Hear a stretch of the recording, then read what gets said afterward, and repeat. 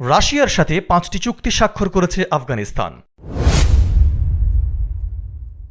আফগানিস্তান ও রাশিয়ার মধ্যে অর্থনৈতিক সম্পর্ক জোরদারের এক নতুন অধ্যায় শুরু হয়েছে। সংশ্লিষ্ট খাতে দুই দেশের মধ্যে ৫টি গুরুত্বপূর্ণ সমঝোতা স্মারক স্বাক্ষরিত হয়েছে।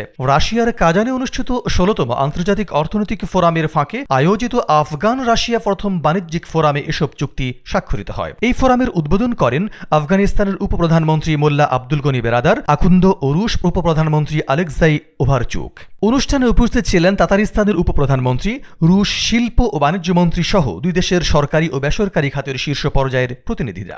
ফোরামের উদ্বোধনী অনুষ্ঠানে দেওয়া বক্তব্যে আফগান উপপ্রধানমন্ত্রী মোল্লা বেরাদার বলেন, ইমারত ইসলামিয়া ক্ষমতায় আসার পর আফগানিস্তানে রাজনৈতিক স্থিতিশীলতা ফিরে এসেছে, অভ্যন্তরীণ ও বৈদেশিক বিনিয়োগ বেড়েছে এবং বিভিন্ন খাতে ছোট বড় বহু উন্নয়ন প্রকল্প শুরু হয়েছে। তিনি আরো বলেন, আমরা রপ্তানি বাজার সম্প্রসারণে কাজ করছি এবং রাশিয়া আমাদের পণ্যের জন্য সম্ভাবনাময় একটি গন্তব্য। আমরা শুল্কে ছাড় ও সহজ শর্তে বাণিজ্যিক প্রবেশাধিকার আশা করছি। মোল্লা বেরাদার সালাম টানেলের দ্বিতীয় অংশ নির্মাণে রুশ সহযোগিতা কামনা করেন এবং আফগান ট্রান্স প্রকল্প ও উত্তর দক্ষিণ আঞ্চলিক করিডর আফগানিস্তানের সক্রিয় ভূমিকা নিয়ে কথা বলেন।